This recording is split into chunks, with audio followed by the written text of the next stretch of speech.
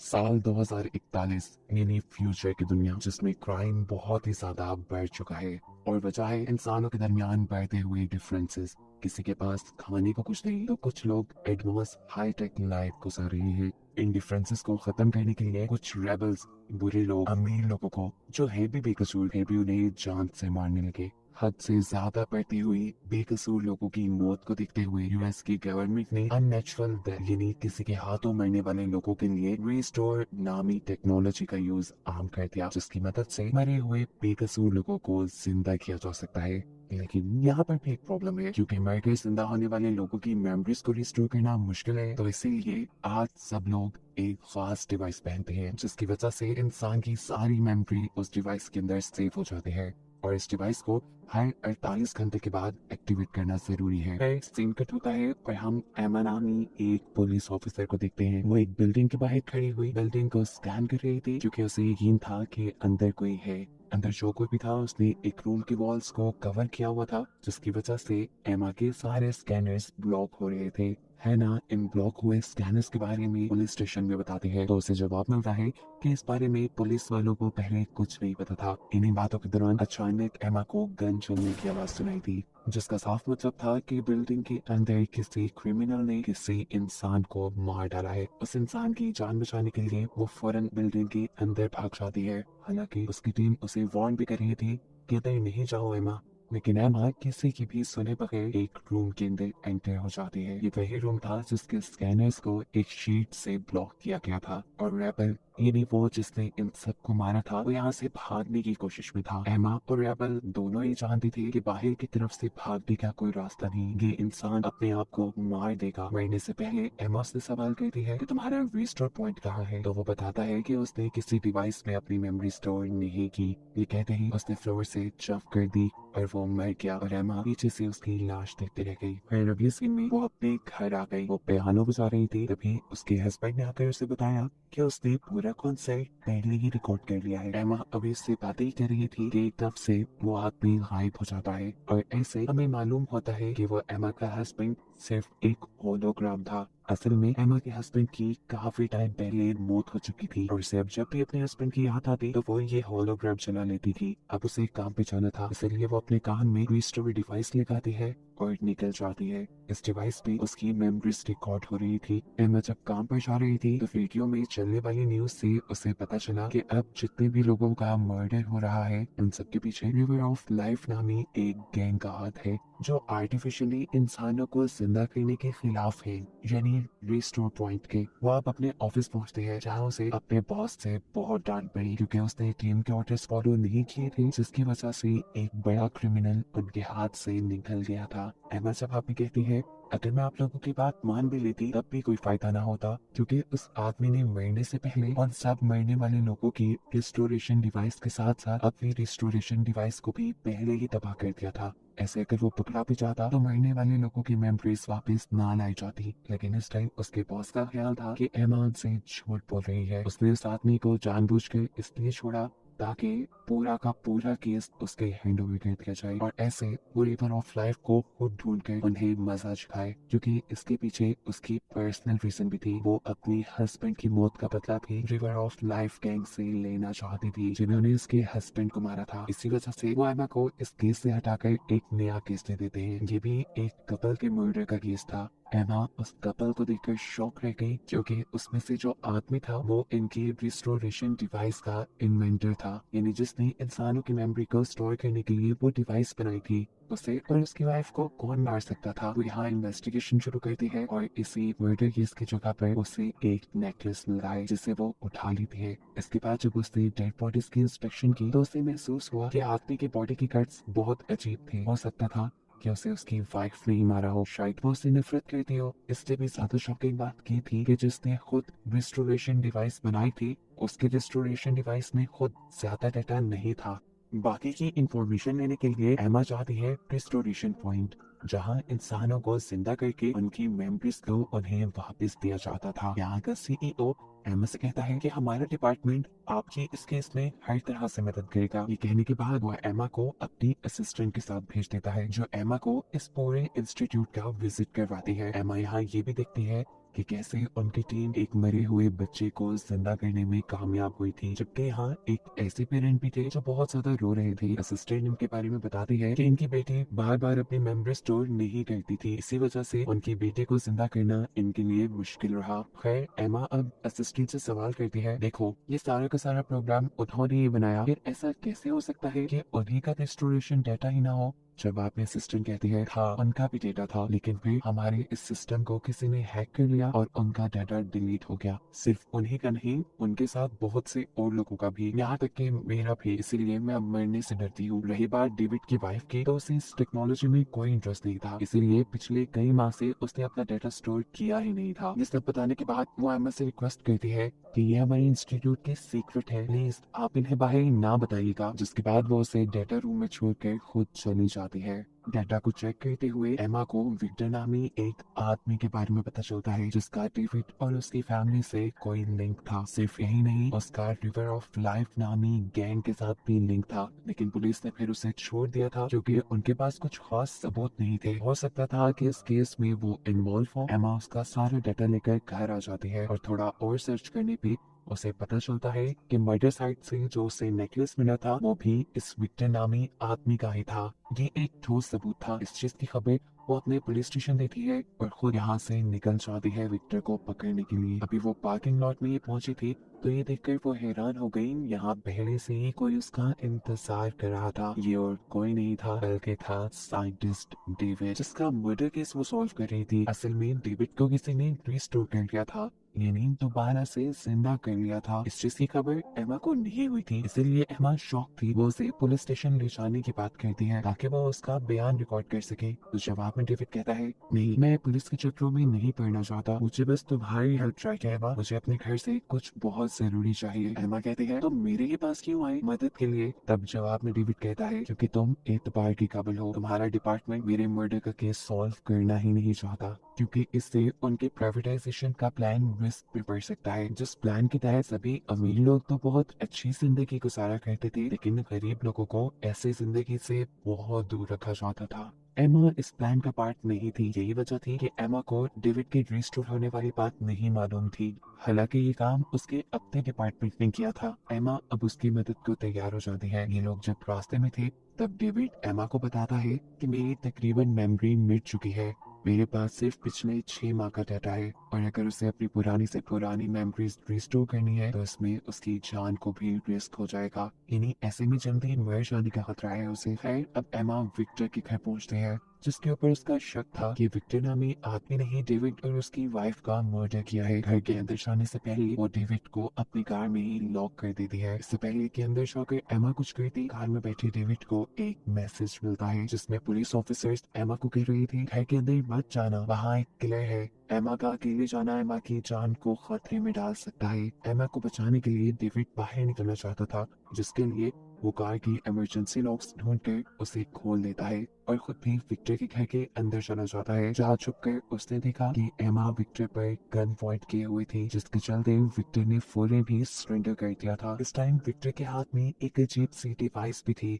वो एमा से कहता है कि अगर मेरे साथ कोई ज्यादती ना की गई तो मेरा प्रॉमिस है कि मैं हर सवाल का जवाब ईमानदारी से दूंगा। वो बताता है कि डेविड की वाइफ मरने से और मरने के बाद जिंदा होने वाले रिस्टोर प्रोसेस से बहुत ज्यादा डरती थी। अपनी वाइफ का नाम सुनते ही डेविड को गुस्सा आया और वो वहीं करीब पड़ी हुई विक्टर की ही गन उठाकर यहाँ विक्टर को मारने के लिए सामने आ गया। उसे जिंदा देखकर विक्टर के तो जैसे होश ही उड़ गए। उसने जल्दी जल्दी बोलना शुरू किया और बताया कि मैं तो क्रिस्टीना यानी डेविड की वाइफ को बचाना चाहता था, लेकिन जब तक मैं वहां पहुंचा डेविड ने अपनी वाइफ को पहले ही मार दिया। ये कहते ही वो तेजी से डेविड पे ही हमला कर देता है, जिसे एमा रोकने की कोशिश करती है तो ये तीनों ही नीचे गिर जाते हैं और फिर मौका पाते ही विक्टर वहां से भाग जाता है। एमा ही उसका पीछा करते हुए जंगल में भागती है, फिर वो एमा के हाथ से निकल जाता है। एमा उसे रोकने के लिए हवा में फायर करती है, पर कोई फायदा नहीं, वो दूर निकल चुका था। यहाँ इतने में ही एमा का पाँव स्लिप हुआ और वो एक दलदल में जा गिरी।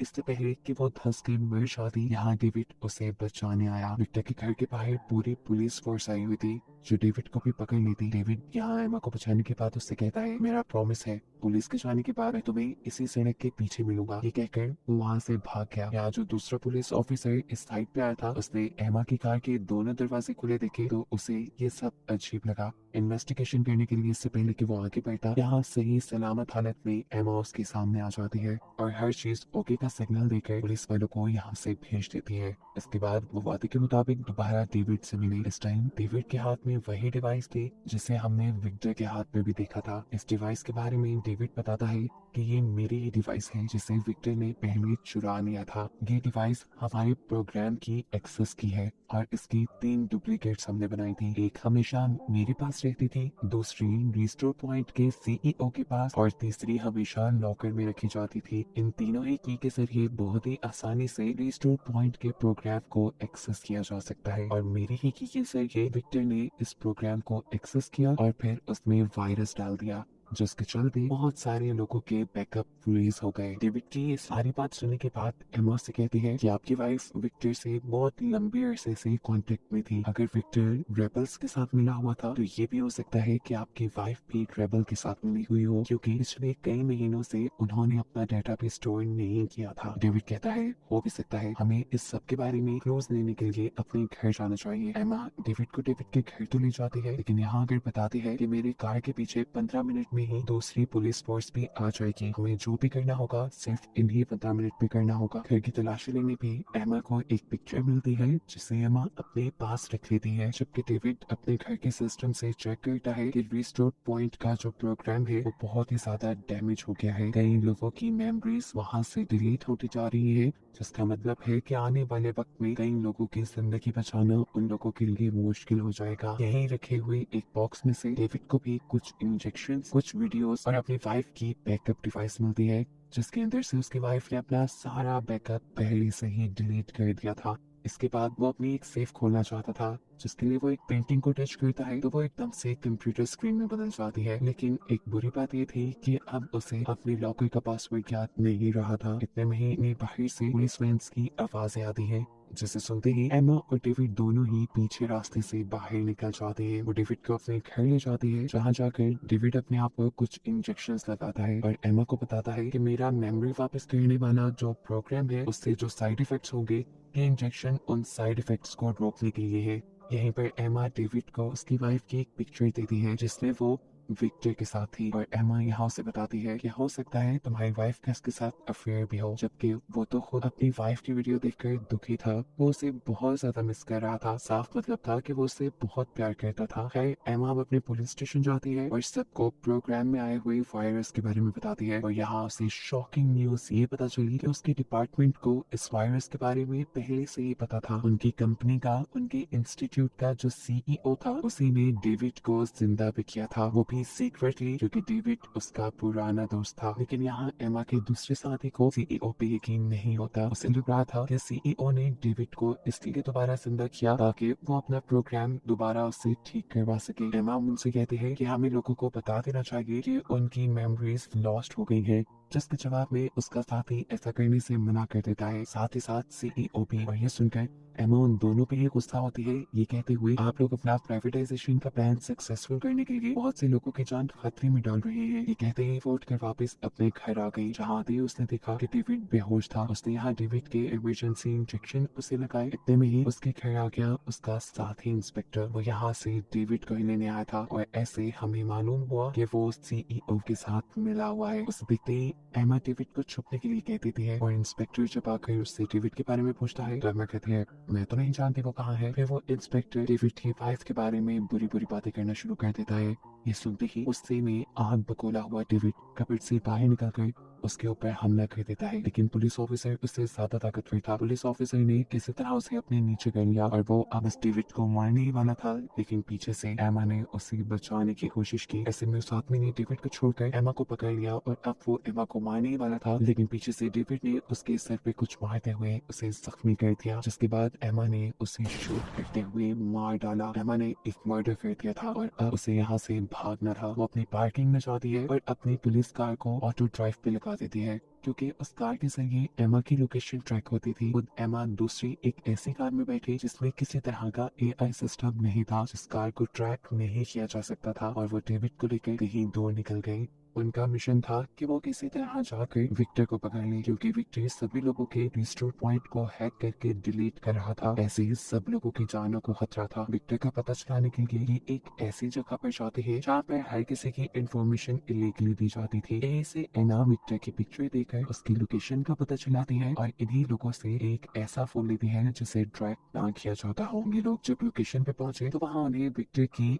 एक रिलेटिव मिली, जिन्होंने बताया कि विक्टर इस जगह को 2 साल पहले ही छोड़कर जा चुका है। उसने इन दोनों को न्यूज़पेपर भी दिखाया जिसमें इन दोनों की मिसिंग रिपोर्ट थी और इन दोनों को ही पकड़ने पे इनाम भी रखा था। ये देखकर ये दोनों ही परेशान हो जाते हैं। उनको देखकर टेरेसिया उनसे कहती है, अगर आप लोग चाहे तो मेरे घर पे स्टे कर सकते हैं। मेरे घर पे किसी किस्म का एडवांस सिस्टम नहीं है, ऐसे पुलिस आप लोगों को यहाँ पर ट्रेस नहीं कर पाएगी। यही इन्हें टेरेसिया से पता चलता है कि रिवर ऑफ लाइफ नाम का जो ग्रुप है जो लोगों को मारा करता था, वो असल में एक्सिस्ट करता ही नहीं। वो एक प्रोपोगेंडा है बस। लोग खुद अपनी जाती दुश्मनी में दूसरे लोगों को मार रहे हैं इस वक्त, और जो लोग अपना मेमोरी बैकअप नहीं रखते उनका सिर्फ इतना सा ही पॉइंट ऑफ व्यू है कि ये सारे काम अननेचुरल है। दोबारा जिंदा होने से कोई फायदा नहीं होता, क्योंकि दोबारा जिंदा हुए लोग भी बहुत ज्यादा टाइम के लिए सरवाइव नहीं कर पाते। तो क्यों ना अपनी नेचुरल डेथ को ही एक्सेप्ट कर लिया जाए। यहीं पर डेविड को एक पियानो दिखता है जिसे वो बजाने लगता है। वो बहुत अच्छा बजा रहा था। एमा जब उससे इसके बारे में पूछती है कि तुमने कहाँ से सीखा, तो डेविड बताता है, मैंने आज से पहले कभी पियानो को हाथ नहीं लगाया। और ऐसे उसे रिवील होता है कि रिस्टोर पॉइंट का सीईओ अपने प्रोग्राम में कुछ चेंजेस ला रहा है। वो मेमोरी बैकअप के लिए कुछ नई क्वालिटीज ऐड कर देता है, और जब इंसान मरकर दोबारा जिंदा होता है और उसके अंदर वो मेमोरी डाली जाती है तो उसके अंदर काफी कुछ नया करने की एबिलिटीज होती है। इस प्रोग्राम को आम पब्लिक को इसलिए बताया नहीं गया था क्योंकि लोग इसका गलत फायदा उठा सकते थे। फिर अभी ने यहाँ से जाना था। एमा जाकर अपनी कार में बैठती है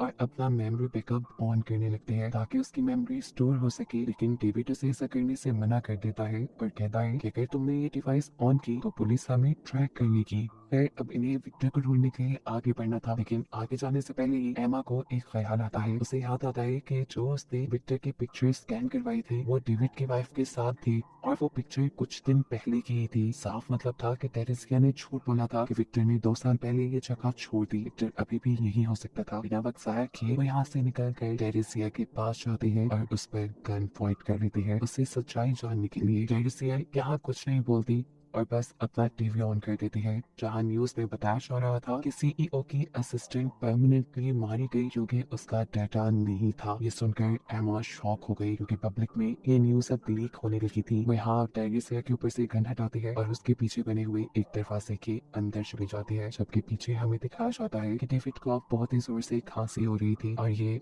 उसके मेमोरी बैकअप के साइड इफेक्ट थे। टेरेसिया उसे एक अजीब सा पानी पिलाती है जिससे उसका ध्यान भटक जाता है और ऐसे वो उसी को गन पॉइंट पे ले लेती है। अंदर एमा जिससे विक्टर मिल चुका था, वो विक्टर को गन पॉइंट पे लेते हुए अब अरेस्ट कर चुकी थी। इससे पहले कि वो उसे लेकर पुलिस स्टेशन जाती, यहाँ पर भी विक्टर यही डिमांड करता है कि अगर तुम मेरा फेयर ट्रायल करवाओगी तो मैं तुम्हें सब कुछ सच सच बता दूंगा। एमा उसकी बात अभी भी नहीं सुनती और तब वो बोल देता है कि रिवर ऑफ लाइफ नामी कोई गैंग नहीं है। जो आदमियों को मार रहा है वो एक प्रोपोगेंडा है जो कि सीईओ का फैलाया हुआ है। इवन के वो तो लोगों को खुद मरवाता है ताकि बाकी लोग मरने के डर से उसका ये प्रोडक्ट यानी रिस्टोरेशन पॉइंट डिवाइस खरीदे। विक्टर के पास इस चीज का एविडेंस भी था जो उसने डेविड की वाइफ को दे दिया था। अभी ये लोग यही बातें कर रहे थे कि टेरेसिया डेविड को गन पॉइंट पे लिए एमा के सामने आ गई। वो एमा से कहती है कि अगर तुमने विक्टर को नहीं छोड़ा तो मैं डेविड को मार डालूंगी। उसके कहते ही एमा डिस्ट्रैक्ट हो जाती है और विक्टर बचकर यहाँ से भाग जाता है। एमा भी उसके पीछे भागती है और उसे टीजर गन से शूट करके बेहोश कर देती है। बेहोश होकर वो एक सड़क पे गिरा था जिससे एक कार की टक्कर हो गई। इस एक्सीडेंट की वजह से कार का ड्राइवर बेहोश हो गया, लेकिन कार की एआई ने इमरजेंसी कॉल कर दी और इसका मतलब था कि अब एमा, डेविड, विक्टर सबको ही पुलिस ट्रैक कर लेगी। इसी चीज के चलते एमा भी विक्टर की बैकअप डिवाइस को ऑन कर लेती है ताकि एटलीस्ट उन्हें ये डाटा मिल पाए जितना कुछ भी उसने थोड़ी देर पहले बोला था वो सभी कुछ ये डिवाइस रिकॉर्ड कर ले। तेजी से डेविड अब यहाँ पे आता है और विक्टर के मुंह के पास वो डिवाइस रख के इन दोनों के ऊपर एक अजीब सा फैब्रिक लपेट देता है। ये एक ब्लॉकर था जिसकी वजह से इनके सिग्नल ट्रेस ना हो पाते। वो लोग जैसे ही कपड़ा उठाते हैं तो इन्हें पता चलता है कि विक्टर मर चुका था। लेकिन एक अच्छी बात ये थी कि विक्टर का सारा डेटा बैकअप इन लोगों ने पहले ही कर लिया था। ये दोनों विक्टर की बॉडी को अपनी कार में डालते हैं और यहाँ से निकल जाते हैं। रास्ते में इन्होंने देखा कि इनके पीछे पुलिस भी थी। यहाँ डेविड एमा को मशवरा देता है कि हमें विक्टर को रिस्टोर कर लेना चाहिए, दोबारा जिंदा कर लेना चाहिए ताकि सबको सीईओ की गलत हकीकत पता चल जाए। लेकिन ये काम तो सारा इंस्टीट्यूट में होता था और इंस्टीट्यूट के साथ पुलिस भी मिली हुई थी। तब डेविड कहता है हम ये काम यूनिवर्सिटी में भी कर सकते हैं, जहाँ पर मैंने इस प्रोग्राम के ऊपर रिसर्च की थी और इसे काम करने के काबिल बनाया था। यूनिवर्सिटी के अंदर अब डेविड और एमा विक्टर का रिस्टोरेशन प्रोसेस स्टार्ट करते हैं। जितने में जब प्रोसेस हो रहा था एमा डेविड से कहती है क्या तुम जानते हो कि सबके पीछे तुम्हारी कंपनी का ही हाथ है? तुम्हारी कंपनी लोगों को मरवा रही है ताकि डर कर बाकी सब लोग तुम्हारी बनाई डिवाइस ले सके। जवाब में डेविड कहता है अरे ऐसा नहीं हो सकता, जरूर उसे या तुम्हें कोई गलत फहमी हुई है। हाँ लेकिन ये बात मानने वाली है कि उन अटैक्स के बाद ही हमारी कंपनी को ज्यादा सक्सेस हुई। अब एमा के पास सब सच्चाई जानने के लिए एक प्लान था। इस प्लान में वो डेविड को भी अपने साथ मिलाती है और अपने सीनियर को भी इस प्लान में शामिल होने का मशवरा देती है। पर सीनियर को एमा का प्लान पसंद नहीं आता। अपने सीनियर के कॉल बंद होते ही एमा डेविड को रिस्टोरेशन डिवाइस देती है और कहती है कि अपनी मेमोरी स्टोर करो इससे पहले कि तुम सब भूल जाओ और मेरे पास सारे सबूत खत्म हो जाएं। जिस टाइम डेविड ये सब कर रहा था इतने में ही विक्टर भी दोबारा जिंदा हो गया था। उसके जिंदा होते ही रिस्टोर इंस्टीट्यूट में ये इंफॉर्मेशन पहुंच जाती है कि यूनिवर्सिटी में कुछ अनयूजुअल एक्टिविटी हो रही है। इसी बात की खबर वो सीईओ को भी कर देते हैं, लेकिन सीईओ ये कहते हुए इग्नोर कर देता है कि हो सकता है यूनिवर्सिटी में कुछ स्टूडेंट्स हो और अपना एक्सपेरिमेंट कर रहे हो। विक्टर के जिंदा होने के बाद एमा विक्टर से दोबारा सारी इंफॉर्मेशन लेना शुरू करती है और विक्टर बताता है कि सीईओ मुझे इसलिए मारना नहीं चाहता था कि मैंने सिस्टम हैक किया था। वो मुझे इसलिए मारना चाहता था क्योंकि मैंने सिस्टम से कुछ चुरा लिया था। मैंने वो पैसे चुराए थे जिसे वो टेररिस्ट को भेजता था लोगों को मारने के लिए। सबूत के तौर पर उसके पास बहुत सी फाइल्स भी थी और इसी सबूत की वजह से तो असल में सीईओ विक्टर को मरवाना चाहता था। एमा जब उन फाइल्स के बारे में पूछते हैं तो वो बताता है कि ये फाइल वो ऑलरेडी डेविड की वाइफ को दे चुका है और वही फाइल्स अब डेविड के लॉकर में है। इसका साफ मतलब था कि डेविड ने ही अपनी वाइफ को मारा था। विक्टर सच बोल रहा था। डेविड ने ही उसकी रिस्टोरेशन डिवाइस को डिलीट किया था ताकि उसका ये सारा डेटा रेज हो जाए और किसी को भी हकीकत ना मालूम पड़े। यहाँ तक कि अपनी वाइफ को मार के उसने खुद को भी मार लिया क्योंकि वो जानता था कि कंपनी का सीईओ यानी उसका पार्टनर उसे दोबारा जिंदा कर देगा, जबकि उसकी वाइफ का क्योंकि डेटा नहीं है इसीलिए वो जिंदा नहीं हो पाएगी और ऐसे इनका सीक्रेट ही रहेगा। रिस्टोरेशन मेमोरी के प्रोसेस थे जो साइड इफेक्ट होते हैं। डेविड ने उन साइड इफेक्ट को कम करने के लिए भी अपने इंजेक्शंस पहले से ही तैयार कर लिए थे। अगर वो बिना प्लान के मरा होता तो उसने ये इंजेक्शन तैयार न किए होते। ये सब विक्टर का कहना था। विक्टर से ये भी बताता है कि सारे सिस्टम में वायरस मैंने नहीं डाला था। अपनी वाइफ को मारने के बाद आधे से ज्यादा वायरस डेविड ने खुद सिस्टम में डाला था ताकि सब कुछ नेचुरल लगे और सारा इल्जाम मेरे पे यानी विक्टर पे आ जाए। अपनी सारी हकीकत सुनने के बाद डेविड को गुस्सा आ जाता है और वो विक्टर पर हमला कर देता है जिसे एमा बचा लेती है। अब एमा एक रिस्टोरेशन डिवाइस को ऑन करती है और हमें मालूम होता है कि ये रिस्टोरेशन डिवाइस डेविड की वाइफ की थी जिसे वक्त से पहले ही विक्टर ने चुरा लिया था। इससे पहले कि एमा ये सब कुछ जाकर अपने पुलिस डिपार्टमेंट में बता देती, यहाँ पर उसका ही एक साथी इंस्पेक्टर आ जाता है जिसे एमा मार चुकी थी और उसे दोबारा रिस्टोर इंस्टीट्यूट ने जिंदा कर लिया था। वो यहाँ एमा की ही गन छीनते हुए एमा को और विक्टर को मार डालता है ताकि सभी सबूत मिट जाए क्योंकि वो खुद भी डेविड और सीईओ के लिए काम करता था। अब उसके मरने के बाद सीईओ डेविड के घर जाता है। सीईओ यहाँ से वो सभी सबूत वो सभी फाइल्स चुराने आया था और सबके सब विक्टर ने चुरा कर डेविड की वाइफ को दी थी और फिर डेविड ने अपनी वाइफ से चुरा कर अपने लॉकर में रख लिए थे। इससे पहले कि वो ये डेटा उठा लेता पीछे से सीनियर ऑफिसर आकर उसे अरेस्ट कर लेते हैं। असल में हमें यहाँ मालूम हुआ कि एमा ने डेविड के मना करने के बावजूद भी अपनी रिस्टोरेशन डिवाइस ऑन करके रखी हुई थी जिसकी वजह से जो कुछ भी हो रहा था वो सब का सब स्टोर हो चुका था। एमा के मरने के बाद जब ये लोग क्राइम सीन पर पहुंचे तो उन्होंने एमा की रिस्टोरेशन डिवाइस के जरिए उसे जिंदा कर लिया और उसी डिवाइस की मदद से उन्हें सीईओ और डेविड के खिलाफ सारे सबूत मिले।